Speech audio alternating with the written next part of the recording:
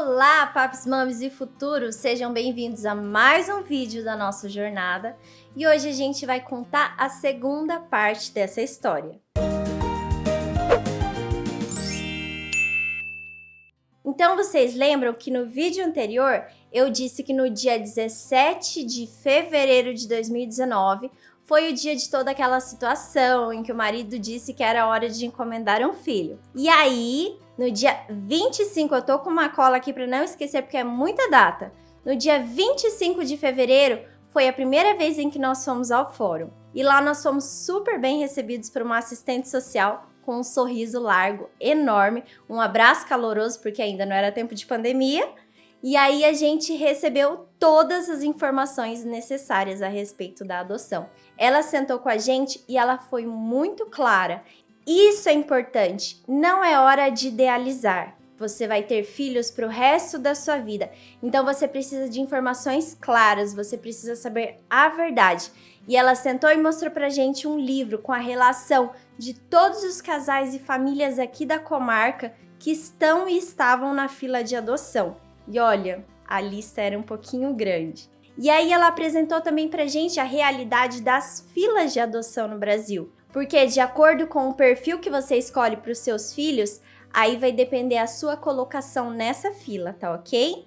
Então vamos lá, no dia 25/2 nós fomos ao fórum e pegamos aquela lista imensa de documentos. Entre os documentos necessários estava lá escrito atestado de sanidade física e mental. E a gente não entendia nada de como que era isso, para que servia, mas hoje a gente entende a importância, porque você está assumindo a responsabilidade de cuidar de uma criança para o resto da vida. Então você precisa provar que você realmente tem condições para isso. E bom seria se isso acontecesse em todas as gestações, não é verdade? E já falando sobre esse atestado de sanidade física e mental, direto eu recebo perguntas a esse respeito. E foi um questionamento meu também para assistente social. Esse atestado de sanidade mental eu devo fazer com psiquiatra, com psicólogo? Como que é feito? E o que ela me disse foi, você pode fazer com um médico. Só isso foi a resposta. E aí nós entramos em contato com o clínico geral, falamos com a secretária dele e ela disse que ele faria esse atestado sem problema nenhum. Então fomos lá, marcamos a consulta e entramos na sala dele, ele fez alguns questionamentos, nós falamos para que seriam esses atestados. E aí nesse dia 1º de março de 2019 nós saímos de lá com um sorriso, como se já estivéssemos com os nossos filhos nos braços. Finalmente no dia 6 de março, nós voltamos ao fórum para fazer a entrega dos documentos. E aí nós descobrimos que precisávamos autenticar algumas coisas. E já bateu logo uma frustraçãozinha de, poxa vida. Providenciamos a autenticação de todas as cópias, até do que nem precisava. E no dia seguinte, no dia 7 de março, nós voltamos lá. Eu voltei sozinha, o marido estava trabalhando nesse dia. E aí eu cheguei lá toda feliz com os documentos em mãos e aí eu descobri que o atestado de antecedentes criminais estava errado. Mas aí a assistente social foi tão amorosa, tão cuidadosa com a gente, que ela disse, não tem problema, eu já vou aqui no fórum, vou fazer todo o pedido para você e vai dar tudo certo. Lembrando que isso foi no dia 7, eles só ficariam prontos no dia 14. E aí veio o nosso primeiro milagre. No dia seguinte, ela nos ligou e disse, os atestados estão prontos. E ali começou toda aquela emoção e a gente realmente viu que Deus estava no controle, Ele estava cuidando de tudo. Para você que não sabe, depois da entrega da documentação, existe uma etapa de visitas técnicas de assistentes sociais, de conversas e entrevistas com psicólogo e tudo isso é muito importante. Então se abra para isso, dá um medinho, mas vai assim mesmo porque vai dar tudo certo. Passamos por todas as etapas. No dia da entrevista com a assistente social, foi muito gostoso, foi bem tranquilo. Na entrevista com o psicólogo também foi muito tranquilo. Nós podemos ali conversar bastante coisa e ele me fez uma pergunta muito forte. Por que você quer ter filhos? E a minha resposta foi que era hora de passar o meu legado, passar todo o meu aprendizado para alguém. Não dava mais para eu continuar transferindo as minhas ideias, os meus princípios para os filhos dos outros. Eu precisava de algo meu para poder continuar.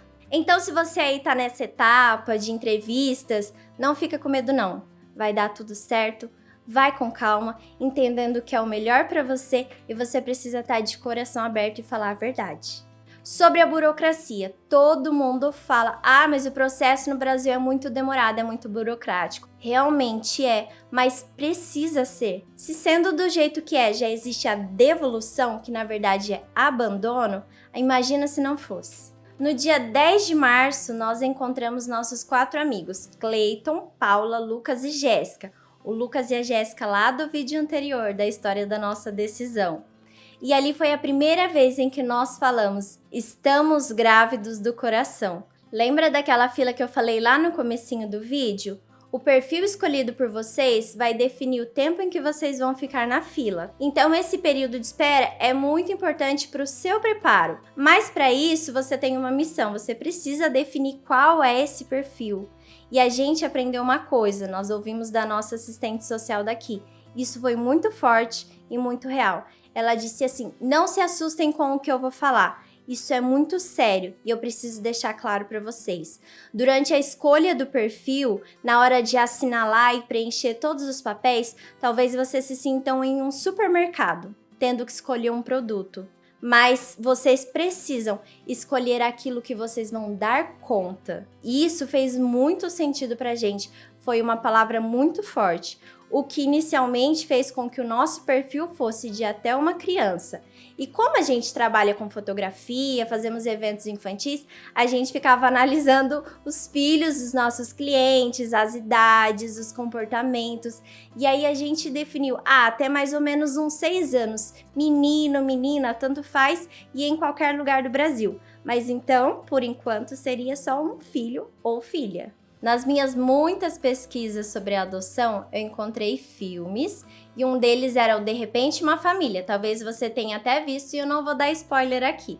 O filme contava a história de um casal que adotou 3 filhos, sendo a mais velha uma adolescente. E aí no fim do filme o marido virou para mim e disse: vamos adotar 3.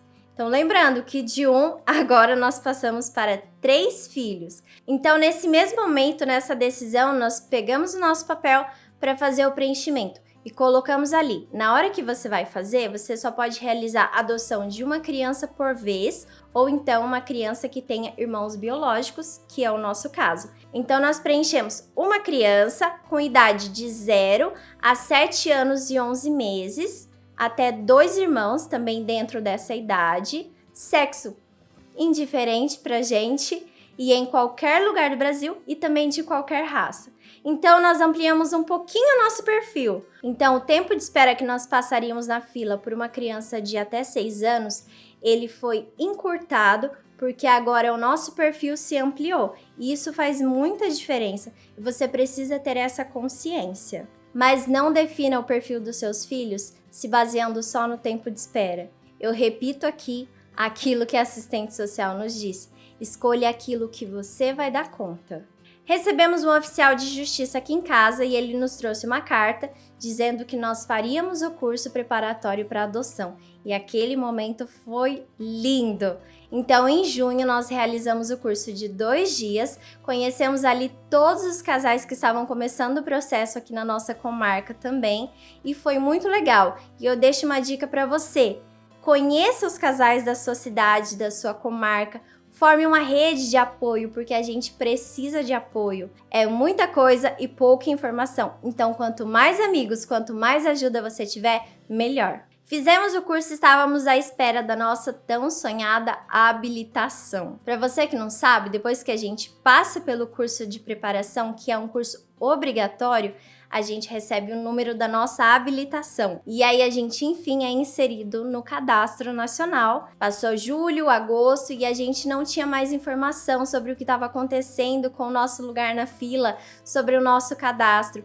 E aí nós soubemos que o CNA, que era o Cadastro Nacional de Adoção, ele ia migrar para um novo sistema, o SNA, Sistema Nacional de Adoção, que prometia acelerar os processos. Em meados de outubro de 2019, a gente já não se aguentava mais de tanta ansiedade, o coração já estava crescendo nessa gestação, já orávamos pelos nossos filhos, mesmo sem saber o nome, sem saber a idade, sem saber se seria só 1 ou se seriam 3. Nós já orávamos todas as noites pedindo que Deus estivesse cuidando deles, estivesse dando alimento, estivesse cobrindo eles nos dias frios, e isso faz muita diferença. Então, ore pelos seus filhos, ainda que eles não tenham nascido ou ainda que você não os tenha encontrado. Enfim, contamos para nossa família que estávamos grávidos do coração. Preparamos um cartão, um vídeo, tudo com a nossa carinha, e aí saímos mandando para todo mundo. E depois a gente vai colocar aqui no canal também como foi esse vídeo. Passou outubro, passou novembro, chegou dezembro e nós estávamos planejando uma viagem para casa dos nossos tios em um outro estado. E aí no dia 4 de dezembro de 2019, pois é, tudo isso em menos de um ano, nós recebemos uma ligação com o DDD daquele estado onde a gente passaria o Natal. Meu marido atendeu, pensando que era alguém da nossa família, e de repente ele veio correndo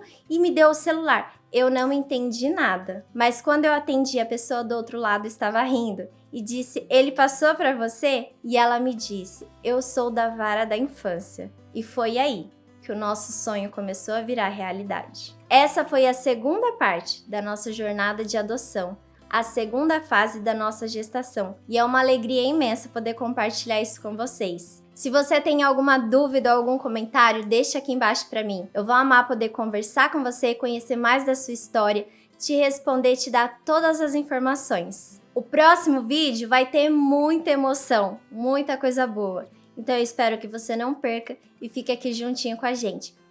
Um beijão e muito obrigada!